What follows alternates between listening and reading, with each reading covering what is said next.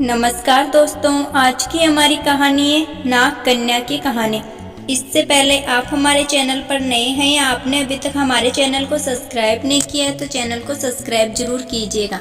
बहुत पहले भारत के पूर्वोत्तर क्षेत्र में एक गांव था मिस्मा। वहां एक अनाथ मछुआरा रहता था ताराओन। एक दिन वह मछली पकड़ने गया। उस दिन मछली के स्थान पर एक नाग उसके जाल में फंस गया। दरअसल वह नागलोक का राजा था। अपने पिता को जाल में फंसा देखकर नाग कन्या घबराई। उसने सुंदर स्त्री का रूप धारण कर लिया।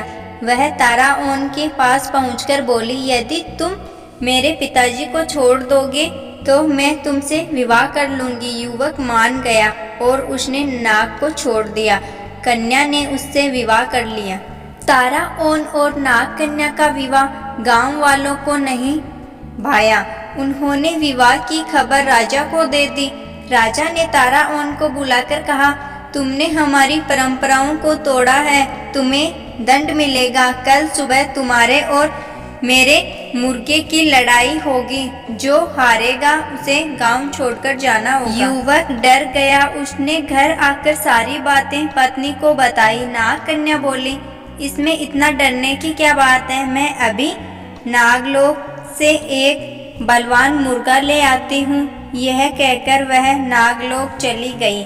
कुछ देर बाद वह मुर्गा लेकर आ गई। दूसरे दिन राजा और युवक के मुर्गे आपस में भिड़ गए। नागलोक का मुर्गा अधिक बलवान था, इसलिए राजा का मुर्गा हार गया। परंतु वह बोला, ताराओन, इससे फैसला नहीं हो पाया है, अतः कल सुबह जो टोकरी नदी को उल्टी दिशा में बहा देगा वही विजयी होगा।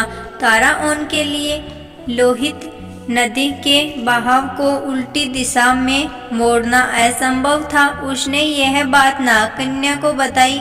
उसने पति को धैर्य बंधाया। डरो नहीं, मेरे पिताजी तुम्हारी मदद करेंगे। वह अपने पिताजी के पास गई। नागकन्या ने अपने पति की परेशानी बताई।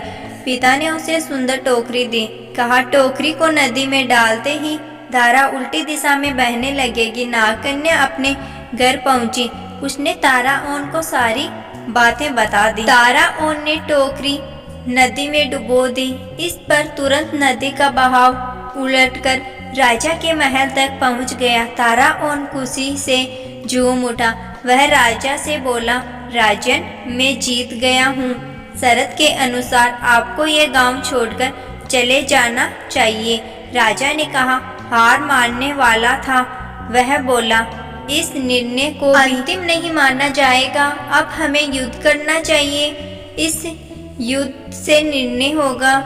ताराओन भागा भागा अपनी पत्नी के पास पहुंचा और सारी बातें बताई।